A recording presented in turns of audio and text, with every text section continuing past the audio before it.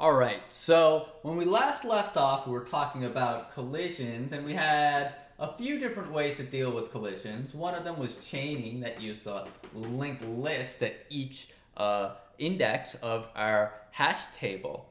Another one is linear probing, which involved using other spaces in our hash table to store items in the event of a collision.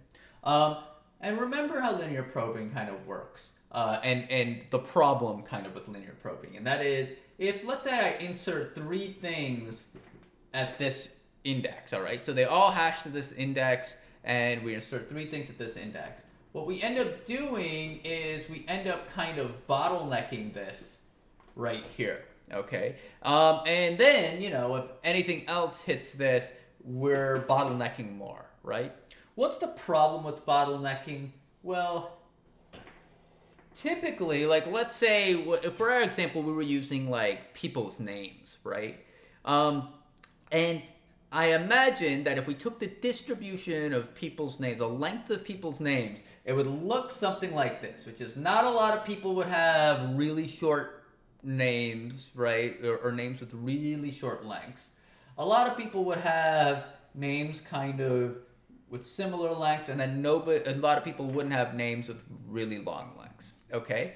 And so what we get here is we get a lot of people, if we were using our name example, right, which I believe was name modulo 10, right? We get a lot of people that are going to be hashing to the same index, okay? And what we see over here is we have a lot of real estate that is not being used. So instead of putting them all next to each other here, right, why don't we use some of this real estate in the hash table where there are less frequently or less frequent numbers of names, okay, and so less likely to be collision. So what we're trying to do is we're trying to spread things out, and that's what quadratic probing does, okay? Quadratic probing tries to spread things out. So instead of putting the next one in the next slot over, we might put a little further over, and then the next one might be put a little further out, okay? And in that sense, we are spreading it out rather than just clumping them in the same place, okay? And so then when something hashes to this, which is highly likely, we're not getting the culmination problem. I don't know. The culmination problem. It's the end of the semester. Okay, so this is what quadratic probing does, okay? We take some sort of key and we put it into our hashing function, okay? In this case, we were putting the number, so the key was the number of letters in your name, and then the hashing function was we take the number of letters and we modulo it with 10, and we get the index, okay? And this we'll call H. I know. Why are we calling it H? Well, because I is used for something else in this equation. And this is what we have. C1 times I plus C2 times I squared. Okay. Now, there's a lot of things you don't know here. And this is what our final index is going to be.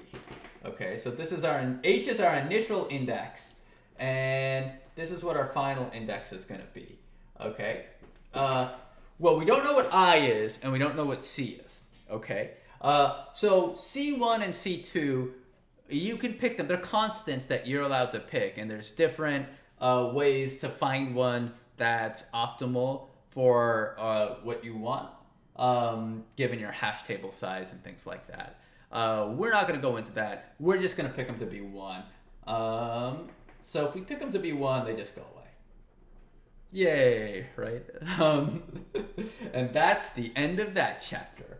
But you can pick them to be anything you want. All right, so now we have these i's, and what do these i's mean? Well, we start with I equals 0, and we calculate the index. Okay? And if we get a collision, then we go to I equals 1 and calculate the index. Okay? So we calculate a new index, and if there's another collision, we go to I equals 2 and calculate the index. If there's another collision, we go to I equals 3 and calculate the index. Okay? But there's one caveat to this, and that is we modulo this by the size of the table. Size of table. Okay? Which in this case, right, we're modulating it by 10 because that was already the size of the table, would also be 10. So that we get an index in the table. All right? All right, so let's do an example of this, a concrete example, and then I'll ask you some questions below on this. So let's just use something similar to the example we had in class.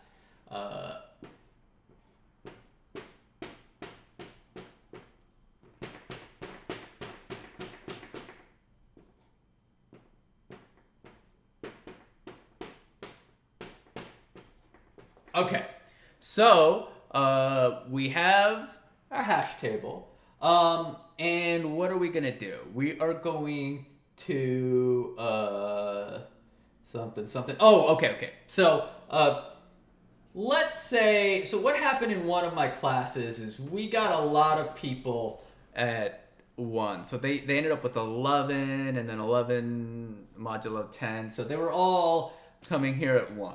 All right. And so what would that look like? Well, they're all getting an H value of 1. Remember, H is their initial index that they're being placed in the hash table. And the first one will be placed there. Because notice when I equals 0, these two go away. H is equal to 1, right? And I equals 0. And so we go look at 1, and 1 is empty. And so let's just say we have A, B, and C that we're trying to replace at 1. Well, we can replace A at 1, okay?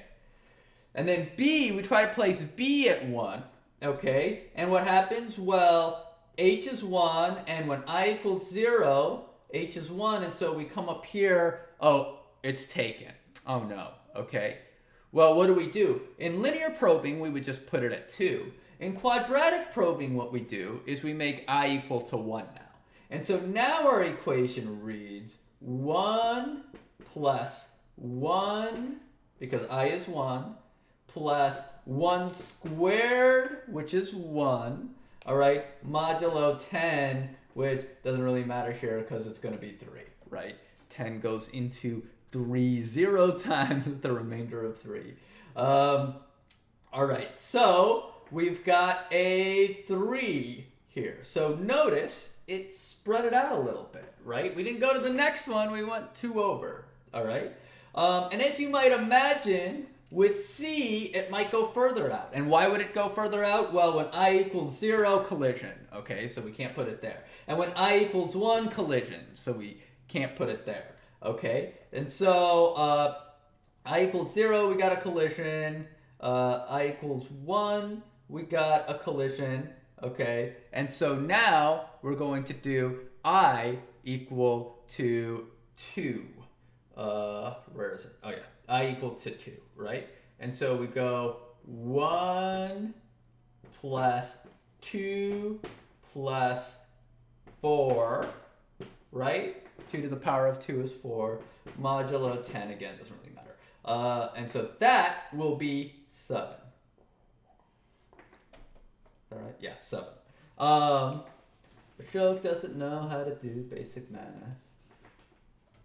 So notice this. Now we're kind of jumping, and it's kind of having. So the next one, if this went on forever, right? The next one would jump even more, right, and more, because the squared term is going to make it nonlinear. So it jumps more and more. So it's kind of a smart way to kind of get over the problems. of linear probing. So we've got chaining, we've got linear probing, and we've got the sophisticated yet elegant quadratic probing.